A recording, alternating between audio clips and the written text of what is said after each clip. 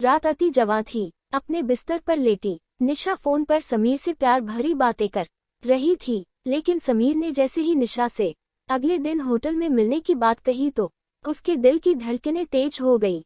उसे समझ नहीं आ रहा था कि वो उसकी बात का हाँ में जवाब दे या ना में।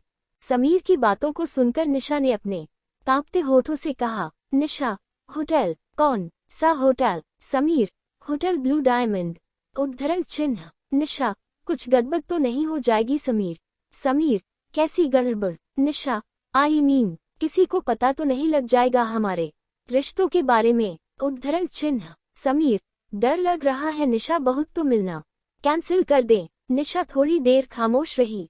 उसने अपने बिस्तर के सामने रखे अपने पति पंकज की तस्वीर की ओर देखा, फिर कुछ सोचा और समीर से कहा, निशा, समीर, जब प्यार किया तो डरना क्या, मैं आ रही हूँ तुमसे मिलने। उद्धरण चिन्ह। अगले दिन निशा समीर से मिलने होटल ब्लू डायमंड पहुंच गई। उसने लाल रंग की साड़ी पहन रखी थी, होठों पर उसी रंग की मैचिंग लिपस्टिक, कानों में बड़े बड़े टॉक्स और खुले बालों में वो किसी अप्सरा की जैसी लग रही थी। उसने होटल के रिसेप्शन पर जाकर कहा, निशा, रूम नंबर 311। होटल के रिसेप्शन पर खड़ी रिसेप्शनिस्ट ने उसकी ओर मुस्कुराकर देखा और कहा, रिसेप्शनिस्ट, 3rd फ्लोर, साइड से 4था कमरा। निशा, मेरी बुकिंग है आज की। उद्धरण चिन्ह। रिसेप्शनिस्ट, जी मैम, ये रही आपके कमरे की चाबी। ऊंचे सैंडल पहने खटखट करती हुई निशा रूम नंबर 311 में पहुंची। दरवाजा खोला और कमरे में प्रवेश कर गई। अभी उसे कमरे में आए 5 मिनट भी नहीं हुए थे कि तभी दरवाजे पर दस्तक हुई। दस्तक की आवाज से निशा के दिल की धड़कन फिर से बढ़ गई। उसने अंदर से ही पूछा, निशा, कौन है? दूसरी तरफ से आवाज आई, रूम सर्विस। निशा ने जैसे ही दरवाजा खोला उसके चेहरे पर मुस्कान आ गई। निशा, समीर तुम? उद्धरण चिन्ह। समीर, नो निशा मैम, मैं तो रूम सर्विस वाला हूँ। ये कहते हुए वो कमरे के अंदर आ गए और निशा के पास घुटनों के बल पर बैठ गया और एक गुलाब का फूल उसे देते हुए कहा, समीर, मैम, बताए ये बंदा आपकी क्या खिदमत कर सकता है? निशा ने उसके हाथों से गुलाब लिया और कहा, निशा, बस ये बंदा मुझे ढेर सारा प्यार करे, ढेर सारा। ये कहकर वो समीर के गले लग गई। कुछ देर बाद वह सुध-बुध भुलाकर एक दूसरे में खो गए। निशा शादीशुदा थी। पंकज से 3 साल पहले ही उसकी शादी हुई थी, लेकिन पंकज कारोबार में इतना उलझा रहता है कि उसे निशा की कोई फिक्र नहीं होती। 11 जनवरी को दोनों की शादी हुई थी। निशा बहुत अरमानों के साथ नए घर में आई थी। वहां पर उसके लिए सब कुछ था, लंबी गाड़ी, बड़ा घर, नौकर चाकर, लेकिन सिर्फ पंकज का प्यार नहीं था। पंकज, अरे निशा, मैंने कहा ना, अभी बहुत काम है यार, माल की सप्लाई बाकी है, कुछ नए ऑर्डर भी मिले हैं, उनके लिए रॉ मटेरियल का अरेंजमेंट भी करना है। सुनो ना, 2 महीने रुक जाओ ना, फिर हम चलेंगे हनीमून पर। निशा, कोई नहीं, वो आपने ही कहा था इसलिए मैंने याद दिलाया। वैसे भी काम तो काम है, वो तो करना ही है। उद्धरण चिन्ह। लेकिन शादी के 3 साल हो गए, पंकज के वो 2 महीने आए ही नहीं जब उसने वादा किया था कि वो हनीमून पर जाएंगे। निशा ने भी उससे कहना छोड़ दिया। उसे समझ आ गया था कि पंकज सिर्फ अपने कारोबार से प्यार करता है। रात के 12:30 बज गए। निशा, हर दिन यह इतनी देर से आते हैं। अरे, काम कौन नहीं करता, लेकिन काम के चक्कर में अपने घर को, अपनी बीवी को भूल जाना सही तो नहीं है। मुझे तो लगता है ये घर सिर्फ सोने के लिए आते हैं। इनका वश चले तो ये ऑफिस में ही सो जाएं। पिछले 2 सालों से पंकज शादी की सालगिरह पर निशा को बाहर ले जाने की बात कह रहा था, लेकिन वो भी उसे याद नहीं रहता। शादी की 3री सालगिरह की बात है। पंकज, अरे निशा, मैं प्रॉमिस कर रहा हूँ, आज मैं बिल्कुल भी नहीं भूलूंगा। आज हम दोनों न सिर्फ बाहर खाएंगे बल्कि लॉन्ग ड्राइव पर भी चलेंगे। और अगर मैं भूल भी गया तो मुझे शाम को 7 बजे कॉल करके याद दिला देना। ठीक है, चलो अब मुझे जाने दो, एंड हैप्पी एनिवर्सरी। ये कहकर पंकज फैक्ट्री के लिए निकल गया। रात के 8 बज गए। पंकज घर नहीं आया। निशा ने उसे कॉल किया। निशा, क्या हुआ पंकज, आप अभी तक निकले नहीं हैं? 8 बज गए हैं। पंकज, निशा, माय डियर वाइफ, मैं भूला नहीं हूँ, थोड़ी देर और यार, मैं निकलता हूँ। एक काम करो, तुम ड्राइवर को बोलो तुम्हें होटल सनशाइन में छोड़ दें, मैं तुम्हें वहीं मिलता हूँ। निशा होटल सनशाइन में पहुँच गई। वहाँ पहुँच कर उसे 10 बज गए, लेकिन पंकज नहीं आया। उसने 2 बार उसे कॉल भी किया, लेकिन उसने उसका कॉल कट कर दिया। निशा, गलती मेरी ही है, मैं ही उनसे कुछ ज्यादा एक्सपेक्टेशन लगा लेती हूँ। उनकी पहली प्रायोरिटी उनका काम ही है। निशा ने घड़ी की ओर देखा, 10:30 बजने वाले थे। उसने एक बार और कॉल किया। इस बार पंकज ने कॉल पिक कर लिया। पंकज, क्या तुम बिल्कुल स्टूपिड हो क्या? अरे मैं यहाँ काम में बिजी हूँ और तुम कॉल पर कॉल किए जा रही हो।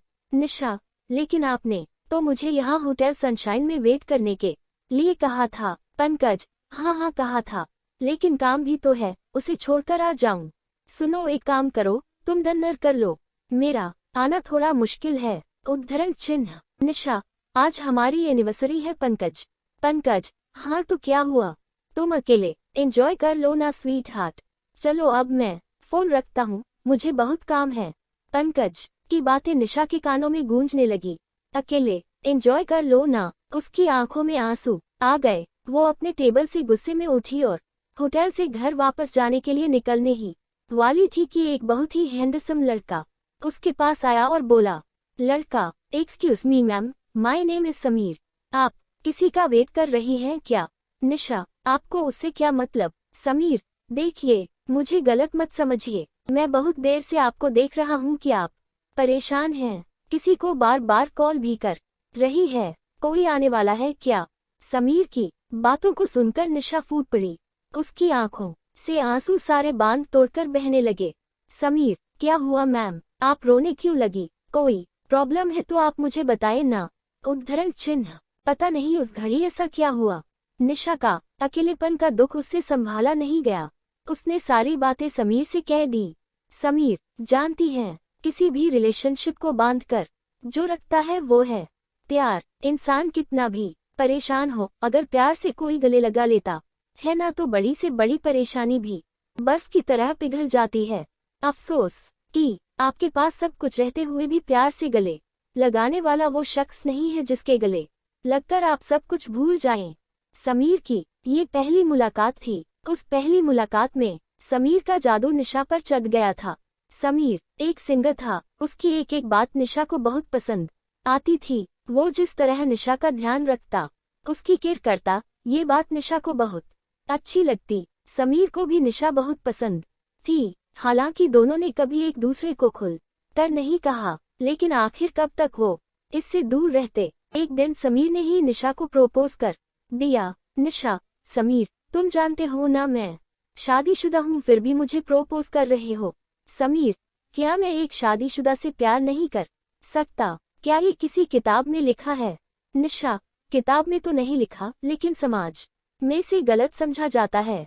उद्धरण चिन्ह। समीर, किस समाज की आप बात कर रही हैं? निशा, प्यार करने से कोई समाज किसी को नहीं रोक सकता। अरे, प्यार ही तो वो शक्ति है जिससे आपका समाज चलता है। अगर उसे ही निकाल देंगे तो फिर क्या बचेगा?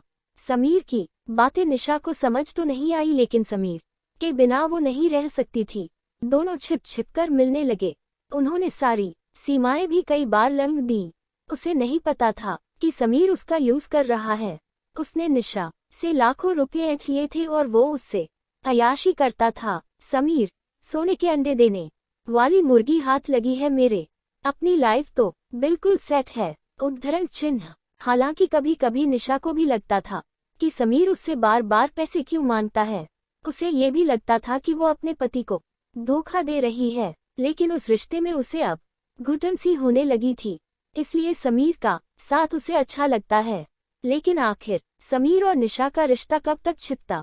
आखिरकार पंकज को अपने लोगों द्वारा समीर के बारे में पता लग गया। उसे ये भी पता लगा कि समीर बहुत ही बदमाश किस्म का लड़का है। उसने शहर की और भी कुछ औरतों से ऐसे नाजायज संबंध बना रखे हैं। वो उनका पहले तो फायदा उठाता है और बाद में उन्हें ब्लैकमेल करता है। पंकज समीर की असलियत निशा को बताने वाला था। तभी एक दिन समीर ने 10 लाख निशा से मांगे। निशा, 10 लाख?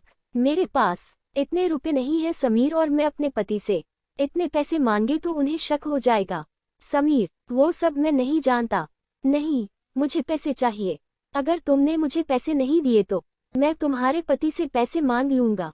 निशा, ये तुम क्या कह रहे हो?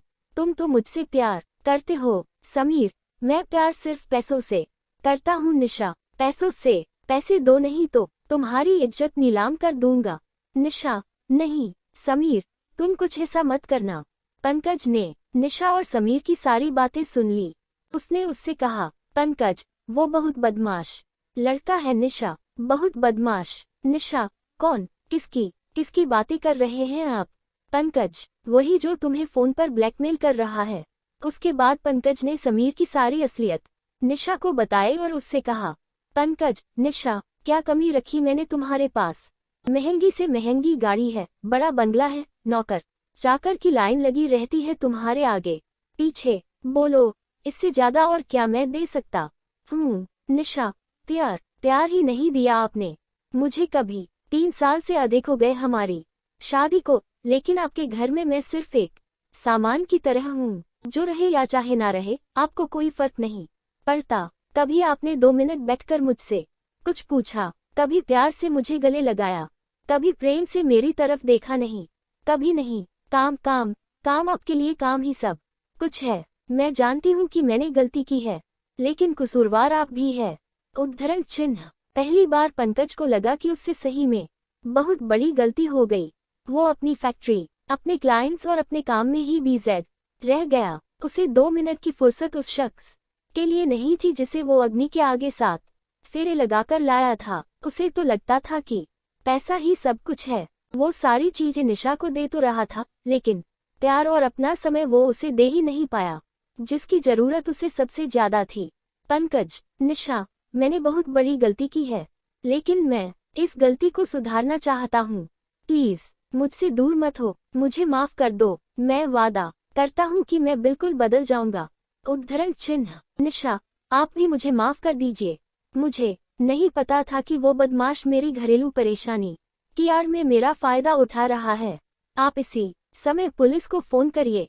मुझे उस बदमाश को सबक सिखाना है। निशा ने पंकज को माफ कर दिया। गलती दोनों तरफ से हुई थी, उन दोनों को एहसास था। उसके बाद पंकज बिल्कुल बदल गया।